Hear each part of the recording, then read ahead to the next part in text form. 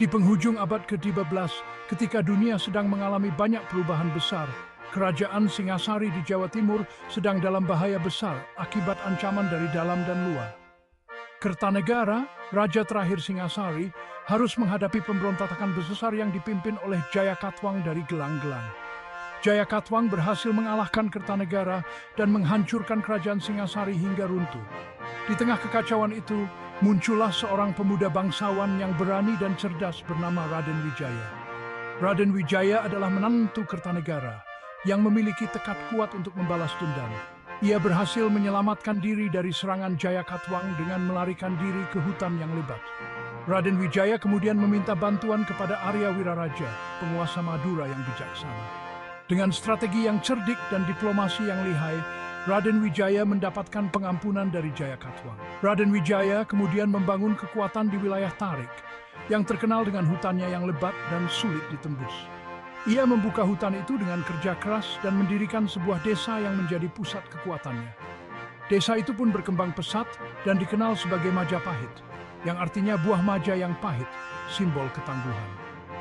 Pada tahun 1293, pasukan Mongol datang ke Jawa untuk menghukum Kertanegara atas tindakannya yang menentang mereka. Raden Wijaya memanfaatkan kesempatan ini dengan cerdik untuk membentuk aliansi sementara dengan pasukan Mongol. Ia bersekutu dengan pasukan Mongol untuk menghancurkan Jayakatwang dan pasukannya yang telah melemahkan Singasari. Setelah Jayakatwang berhasil dikalahkan, Raden Wijaya dengan taktik yang brilian berbalik menyerang pasukan Mongol yang lengah. Kemenangan atas pasukan Mongol ini menjadi tanda berdirinya Kerajaan Majapahit yang kuat dan berdaulat. Raden Wijaya naik tahta sebagai raja pertama dengan gelar Kertaraja Sejayawardana, memulai era baru dalam sejarah Jawa. Masa kejayaan Majapahit terjadi pada masa pemerintahan Hayam Wuruk dari tahun 1350 hingga 1399.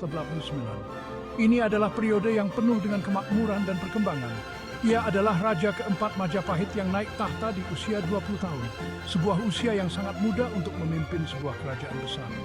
Hayam Wuruk dikenal sebagai raja yang bijaksana, adil, dan dicintai rakyatnya. Kepemimpinannya membawa stabilitas dan kemakmuran. Di bawah kepemimpinan Hayam Wuruk, Majapahit mencapai puncak kejayaannya menjadi pusat kebudayaan dan perdagangan. Ia dibantu oleh seorang patih yang sangat pandai bernama Gajah Mada yang memiliki visi besar untuk kerajaan. Gajah Mada adalah seorang pemimpin militer dan ahli pemerintahan yang hebat, yang dikenal karena kecerdasannya.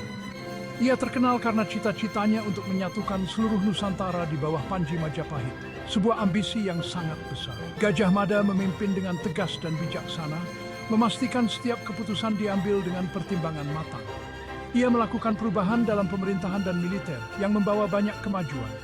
Ia juga membangun infrastruktur seperti jalan yang menghubungkan berbagai wilayah, jembatan dan kanal yang memperlancar arus perdagangan dan mobilitas. Pembangunan ini bertujuan untuk memajukan ekonomi dan memperkuat pertahanan Majapahit, menjadikannya lebih tangguh. Kerjasama yang kuat antara Hayam Wuruk dan Gajah Mada membawa Majapahit ke puncak kejayaan, menciptakan sinergi yang luar biasa. Majapahit menjadi kerajaan maritim yang disegani di seluruh Nusantara, dengan armada laut yang kuat. Kekuasaannya membentang dari Semenanjung Malaya di barat hingga Papua di timur, menunjukkan betapa luasnya pengaruh Majapahit. Salah satu momen penting dalam sejarah Majapahit adalah Sumpah Palapa. Sumpah ini diucapkan oleh Gajah Mada pada saat pelantikannya sebagai Patih Amangkubumi pada tahun 1336. Dalam sumpahnya, Gajah Mada berjanji tidak akan makan buah palapa sebelum berhasil menyatukan seluruh Nusantara di bawah kekuasaan Majapahit. Sumpah Palapa menunjukkan tekad besar Gajah Mada untuk menyatukan Nusantara. Sumpah ini juga membakar semangat pasukan Majapahit untuk menaklukkan wilayah-wilayah lain. Di bawah komandonya, Majapahit melakukan perluasan wilayah yang besar-besaran. Pasukan Majapahit menaklukkan kerajaan-kerajaan di Sumatera, Kalimantan, Sulawesi, Bali, Nusa Tenggara, Maluku, dan sebagian Papua. Wilayah kekuasaan Majapahit pun semakin luas. Majapahit menjadi kerajaan adidaya yang menguasai jalur perdagangan di Nusantara. Pada masa kejayaannya, Majapahit menjadi pusat perdagangan dunia, menarik perhatian banyak bangsa. Pedagang dari berbagai penjuru dunia seperti India, Cina, Arab, dan Persia datang ke Majapahit untuk berdagang, membawa kekayaan budaya mereka. Mereka membawa rempah-rempah, sutra, keramik, dan barang-barang berharga lainnya, menciptakan pasar yang sangat beragam. Kehidupan ekonomi Majapahit sangat maju. Rakyatnya hidup sejahtera dan menikmati kemakmuran. Pertanian, perdagangan, dan kerajinan berkembang pesat, menciptakan lapangan kerja bagi banyak orang. Majapahit juga terkenal dengan kemajuan seni dan budayanya yang luar biasa. Karya sastra, seni pahat, dan seni pertunjukan berkembang pesat di masa ini, mencerminkan kreativitas masyarakatnya. Salah satu warisan sastra terpenting dari masa Majapahit adalah Kitab Negara Kertagama, yang sangat dihormati.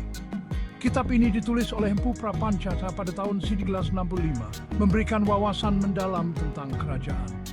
Negara Kertagama bercerita tentang pemerintahan Hayam Wuruk, struktur kerajaan, kehidupan sosial, dan budaya Majapahit secara rinci menjadi sumber sejarah yang penting. Kitab penting lainnya adalah Sutasoma, yang ditulis oleh Empu Tantular, seorang pujangga terkenal. Kitab ini mengajarkan tentang toleransi antarumat beragama, sebuah nilai yang sangat relevan hingga kini. Frasa terkenal Bhinneka Tunggal Ika, yang berarti berbeda-beda tetapi tetap satu, berasal dari kitab ini, menjadi semboyan personalisasi Indonesia. Sayangnya kejayaan Majapahit tidak berlangsung selamanya. Setelah kematian Hayam Wuruk pada tahun 1989, Majapahit mulai mengalami kemunduran. Kematian Hayam Wuruk tanpa penerus tahta yang kuat menjadi awal mula perpecahan internal. Perebutan kekuasaan terjadi di antara para bangsawan dan keluarga kerajaan.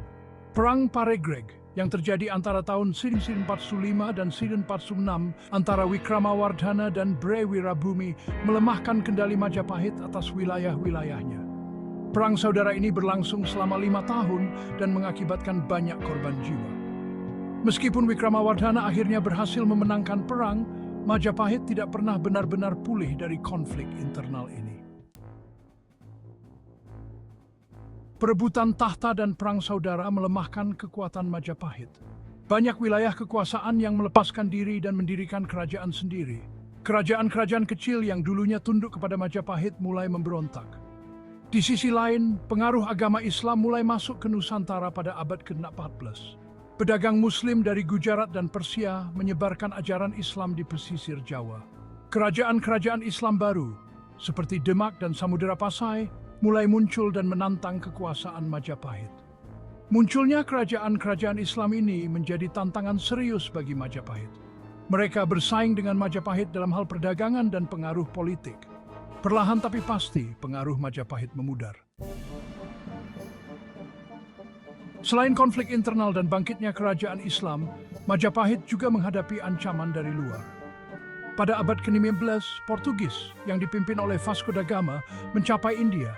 Kedatangan bangsa Eropa ini menjadi awal mula penjajahan di Asia.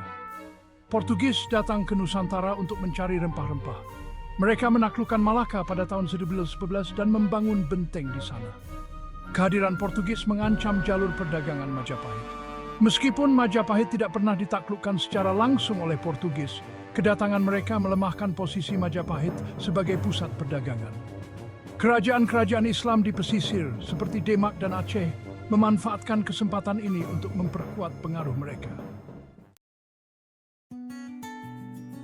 Kehidupan spiritual masyarakat Majapahit sangat beragam. Sebelum kedatangan Islam, masyarakat Majapahit menganut agama Hindu dan Buddha. Kedua agama ini hidup berdampingan dengan damai. Raja-raja Majapahit biasanya memeluk agama Hindu, tetapi mereka juga menghormati agama Buddha. Terdapat banyak candi Hindu dan Buddha yang dibangun pada masa Majapahit. Candi-candi ini menjadi bukti kejayaan dan toleransi antarumat beragama pada masa itu. Namun, dengan masuknya Islam, terjadi perubahan besar dalam peta agama di Nusantara. Islam dengan cepat menyebar di kalangan masyarakat pesisir. Beberapa kerajaan Hindu dan Buddha, termasuk Majapahit, mulai merasakan tekanan dari kerajaan-kerajaan Islam yang baru muncul. Meskipun Majapahit runtuh pada akhir abad ke-19, warisan kejayaannya tetap abadi dalam sejarah Indonesia. Majapahit dikenang sebagai kerajaan terbesar dan terkuat yang pernah berdiri di Nusantara. Majapahit mewariskan sistem pemerintahan, seni, budaya, dan bahasa yang masih mempengaruhi Indonesia hingga saat ini. Bahasa Jawa modern yang dituturkan oleh jutaan orang di Indonesia berasal dari bahasa Jawa kuno yang digunakan pada masa Majapahit. Candi-candi megah yang dibangun pada masa Majapahit, seperti Borobudur, Prambanan, dan Penataran, menjadi bukti kejayaan arsitektur dan seni rupa masa lampau. Candi-candi ini juga menjadi tujuan wisata populer dan simbol kebesaran masa lalu Indonesia.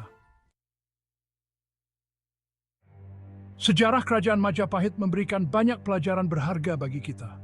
Majapahit menunjukkan bahwa persatuan dan kepemimpinan yang kuat adalah kunci untuk mencapai kejayaan. Namun, perpecahan dan konflik internal dapat menghancurkan kerajaan yang besar sekalipun. Kisah kejayaan dan kejatuhan Majapahit juga mengingatkan kita tentang pentingnya persatuan, toleransi, dan kerja keras untuk membangun bangsa dan negara yang kuat. Semisal kisah Svarthit Lemadi Jensen Spring besan untuk Kunait dan Demikian sorry.